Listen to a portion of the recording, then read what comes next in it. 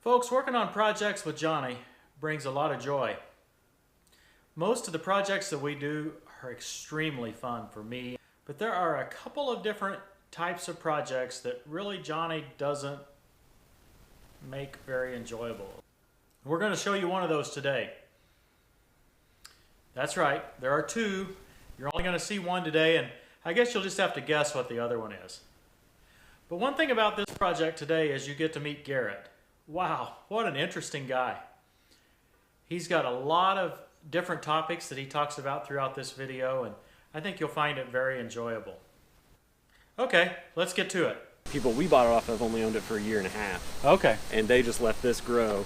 Okay. And at first I was like, I'll let it grow, you know, let the animals play around. And I cut a little path in there and to kind of walk through it. But I'm like, you know, we're wanting to get chickens and goats and stuff like that. So I'm like, we need to knock it down. I kind of mowed the outer edge so you could see, but I've got a garden cut. It's not planted. It's just cut, so I can kind of show you where that's at. There's actually big posts that mark the property. Katriel, did you wear your flip-flops again? Yeah, I forgot. Unbelievable. The flip-flop farmer. See the post right here? There's another post that's straight down here. I got it. So then right there by that post, I've actually got a bunch of brush piled up. So just when you see it, just go around it. Okay. So I work for the Office of the Indiana State Chemist. Okay, Yeah, I'm an investigator for them. My territory is the whole state. State chemist oversees all the feed, seed, fertilizer, and pesticides. So the feed, seed, and fertilizer is all one side, and then the pesticides is another side. Okay. And I'm in the pesticide section. So they created my position. It's called a pesticide product investigator. There's 8 other investigators that do stuff like misuse. Like say, you know, if this farmer were spraying beans and it come over and say I had honeybees that killed all of them, like he sprayed a fungicide or something, he would call those investigators out. They would come and investigate and see if the farmer did anything wrong. Okay. Or if it was just a fluke incident. What I do is I focus on the products themselves. So say, I don't know, do you guys know much about agriculture? I'm a plant genetics major. Okay. Yeah. So do you know about dicamba? Oh, yeah. Okay. With the whole dicamba issue this year, all our other investigators were going to fields and looking at the damage.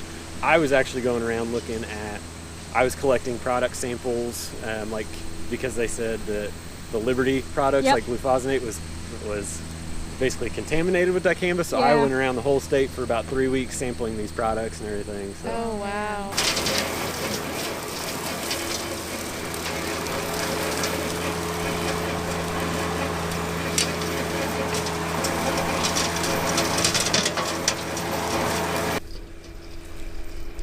Okay, so here you get a look at reason number 1 why I don't like running the rotary cutter with Johnny. It rides rough.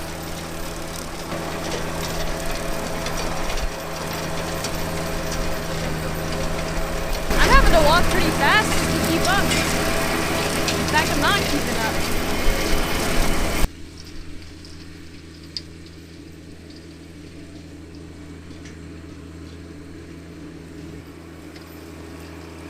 You guys should be proud of me. I have the loader on this time.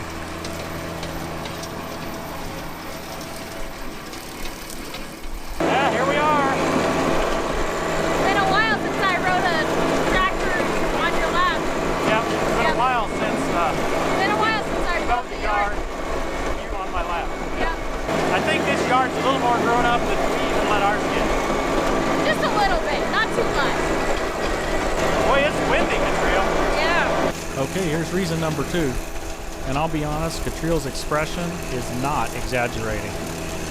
Driving into the wind, pushing down those big weeds, really nasty.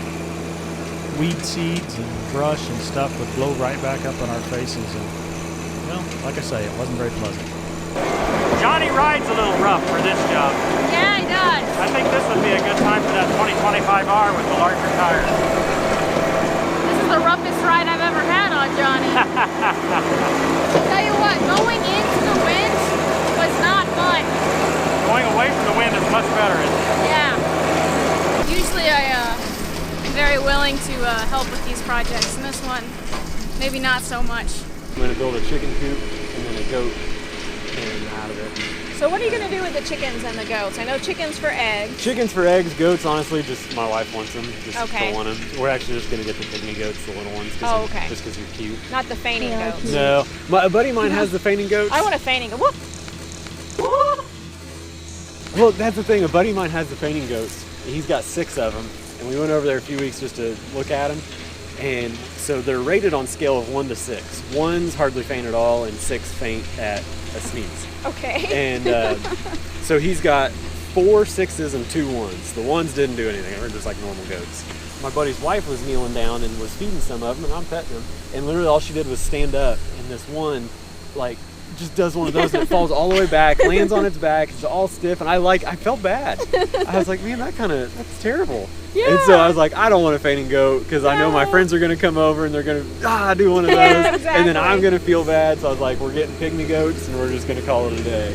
So we made a deal to get 4 goats and 6 chickens. I've got a garden. It's covered right now. That's what I was telling him. You'll see it when you get over there. I'm prepping it for next year. Do you know what you want to grow in your garden? I'll probably do tomatoes, cucumber, zucchini. I like to do blueberries, strawberries, raspberries. I always wanted to do that.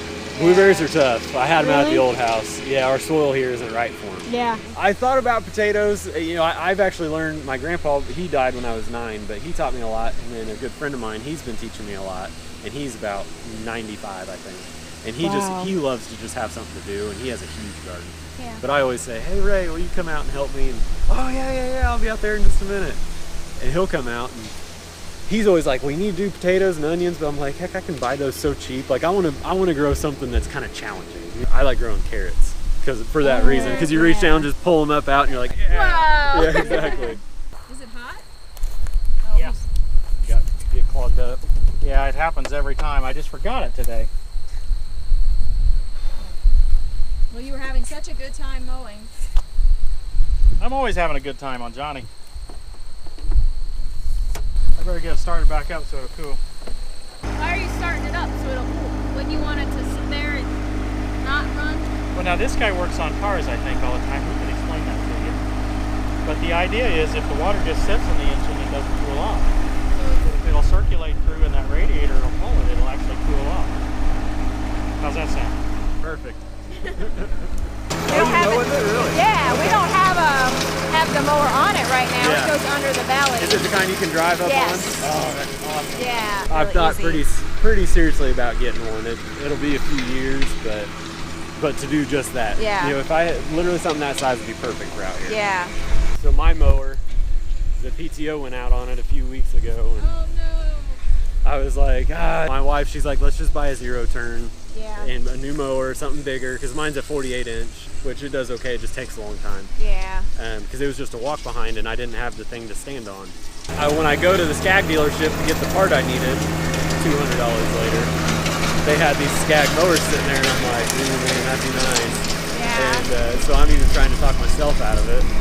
But so then I get the part, and the way you have to put the part on, I had to take the entire motor off of the mower to get the part on. And so I'm messing with this thing out in the barn one night till about 11 o'clock, and I've got the whole motor jacked up, and I'm about to just throw in the towel and go get a new mower. But I was like, no, I'm gonna get this done. I got it done. 2 days after I got it done, I was on Craigslist just playing around late at night, and I found someone had one of those sulkies that you attach to it for free. And it had just been posted. And so I said, I'll come get it tomorrow morning. He said, it'll be sitting by the mailbox, here's my address. And so I got that, cut like 30 minutes off my mowing, because I can go so much faster now. Yeah. Okay, reason number 3 that Johnny's not the best rotary cutter rig is just the narrow swath you take. By the time I overlap one tire width, I'm really only taking about 3 feet. So I try to make up for that by driving fast, which makes the rough ride even worse. Okay, here's reason number 4. Yeah, so it's overheated again. It doesn't take very many rounds for that to happen. No, it really is well, this tractor sits so low to the ground that any of that stuff is easy to pick up. Okay, I'm back to it. It's interesting that it didn't happen this time because I was watching, but the first time the PTO actually went off. It got hot. Oh, really? Yeah. Wow. I appreciated that because it gave me some indication, other than just looking at the gauge, that I had a problem.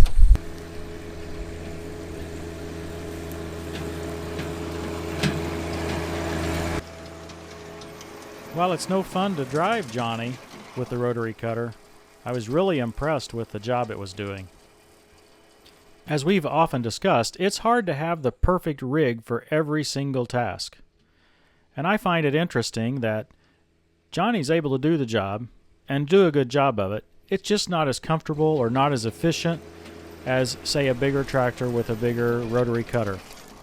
If rotary cutting is your primary task, I suggest getting a larger tractor, even if you have to go with an older one due to affordability. But for occasional use, Johnny works great. She's always liked to mow. So the thing is this is kind of rough. This would be a great place to have the larger tires. You remember back in the day, Dad, when I wrote that poem about giving the grass a haircut? We actually found that poem the other day. Oh, really? Yeah. It was a great poem. It really was. It was the beginning and ending of my creative writing career. Maybe you'll have to recite that poem for Tractor Time with Tim viewers at some point. Well, I'm gonna have to look at it again. Oh, you mean you don't have it memorized? I remember the first line. Second grade, third grade, whatever, fourth grade? The first line is when you give the grass a haircut. And the point of the poem is that your mom will be very happy if you mow the grass. Yep. See what I mean about the rough ride? Looks great. I was telling them, a lot of those bush hogs and stuff, they kind of just like knock stuff over in a way. I was like, this is cutting awesome. He's doing a great job. Got brand new blade on it. Oh, really? Blades, so. Yeah. At some point, that's exactly what I want. With the mowing deck, you can drive right up on and being able to get attachments and stuff. It rides rough out here. I don't know what the deal is, but it's really rough. Well, this actually used to be farmland, so it's been tilled.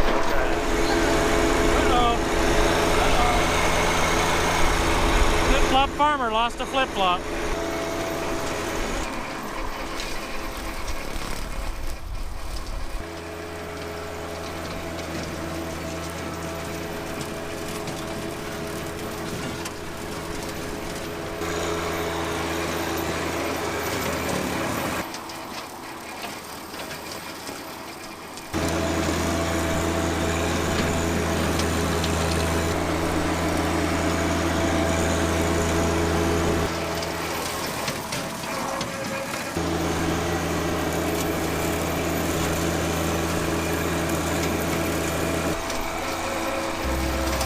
How'd you get along, Katriel?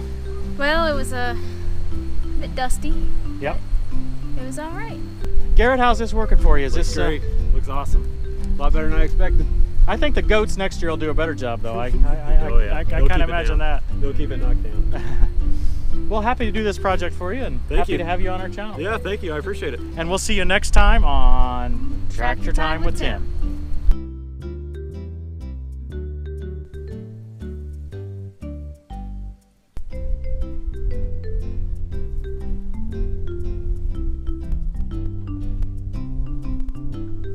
Well, it's windy enough to blow it right off without me even having to shake it. Okay, let's load him up.